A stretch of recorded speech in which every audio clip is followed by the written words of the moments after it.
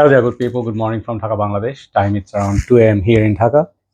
It's not a very pleasant night. It's a stagnant sort of air. It's kind of warm. You cannot do without air conditioning because Bangladesh is currently having a heat wave. So stay safe if you happen to be here, okay, or in this region. So today I have two videos prepared for you. First one is going to be initial impression. This is the house of Guerlain. And this line I reviewed almost everything. Okay, I think whatever I have seen, if there are more I do not know, but today we'll be looking at this fragrance called Guerlain Homme Guerlain Homme, yes, the EDT or the toilette. I have a tester version here. I'll talk about it. Previously I covered Guerlain Homme, this bottle that was the second type or batch of bottles, and this one was like this, the gray color one. This one I believe was the EDP. I also did, if I'm not mistaken, let me show you. I did sorry this one. This is the newest bottle that this one comes in. This is the EDP version, and also the black bottle, which is I think called EDP Intense, Guerlain Homme EDP Intense, that is discontinued. And I did Low Boise, this wooden cap, similar looking bottle, that is a vintage. And then I think that's about it. Or Low Boise, this version I did, this bottle. So I have that one still, Low Boise. This is like the same line, but a bit more green, minty, fresher. Okay, Guerlain Homme, the original one, I understand is a little bit more sweeter. Okay, so this is known for a very popular note called Mojito, and Mojito is basically, I think, like can be done virgin. It has to have like citruses, mint, and I think perhaps rum, white rum. If you make it non-virgin, you can use Sprite also, no problem. So the fragrance has like, I understand this particular version, I bought it from one of my brothers. He is currently unwell. I really pray for him that he gets better. Sadat Bhai is a very good community member. He has huge collection, I think one of the best collectors in Bangladesh, and he gave me this particular perfume. I understand this fragrance goes for somewhere between $75 to $150 because of how rare it is. He gave me this with this box. So nice thing he does always, I noticed that he writes down the name of the perfume and the batch, so it's easy to identify. Another thing is this fragrance are a bit hard to find, so you will not find it readily available. So I got a good deal from him, but still I believe the prices in market, if you buy, minimum is 75 bucks per 80 ml. Okay, and this fragrance is the EDT version. The EDP, I feel, I'll compare a little bit this one, but I don't have the newest batch or the any other batches. Okay, just give me a sec.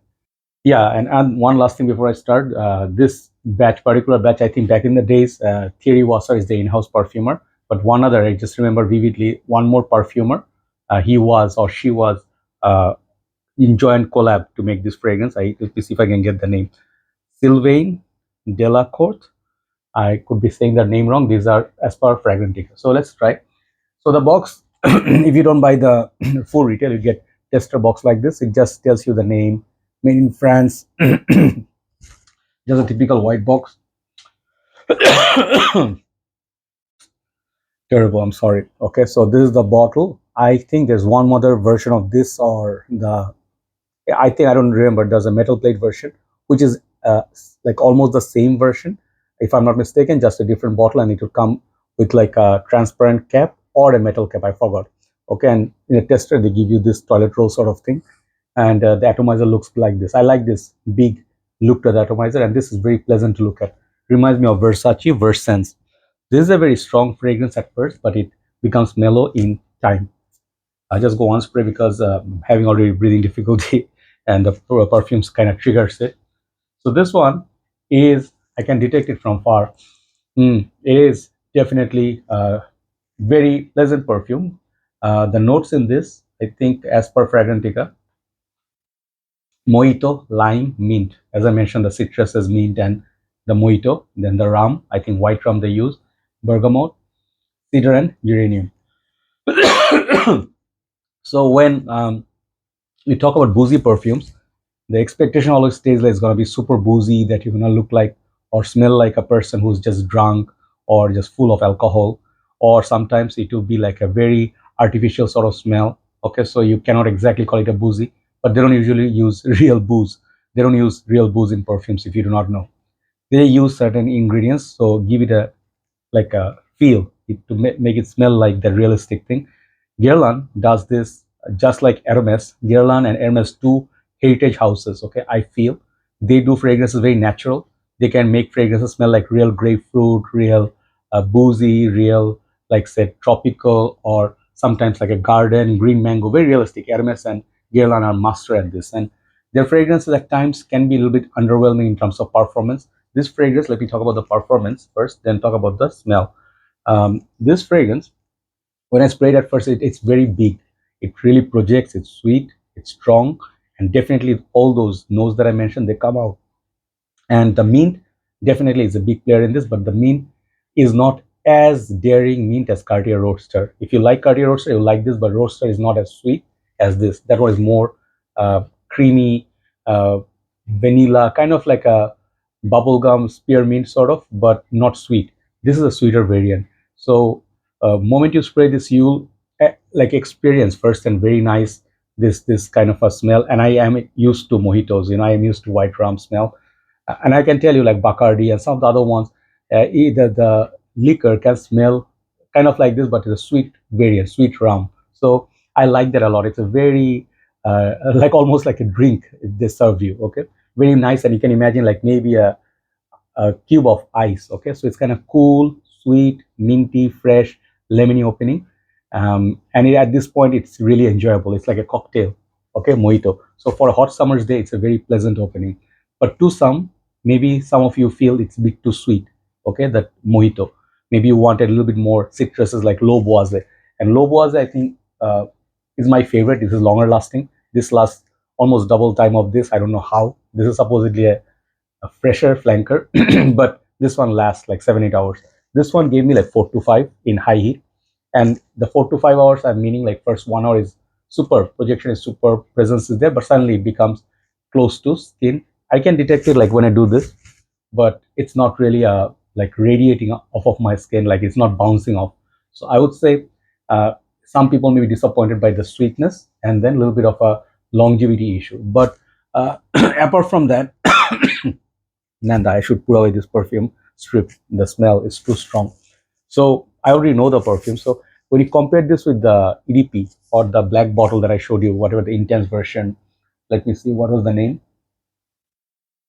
The this one. Okay, I had all these bottles and I had sold them off. This is the EDP Intense, the black bottle. This is as sweet as it gets. So when you compare it with this version that I have, okay, this one I think is the EDP, Guerlain Homme EDP. This is even a bit more sweeter, and there's a little bit less even mojitos. The citrus accord, this is even more sweeter. So if you like sweet, you can go the EDP way.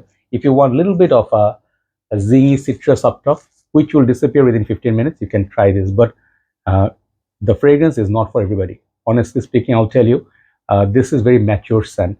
If I smell this some 10 years back, I would not like this perfume. I would not understand this, and I would say, this is, it's nice, but not my type. It's not that playful. It's not clubbing. So this is not for younger generation. I think this perfume will be perfect for people who even want to wear in the office. Your academics are over, you already joined workforce, you have a suit and tie sort of job, very sophisticated. Perhaps this one doesn't smell like the most premium perfume out there. Like if you wear, for example, Hermes EDT, okay? For example, just comparing a little bit, okay?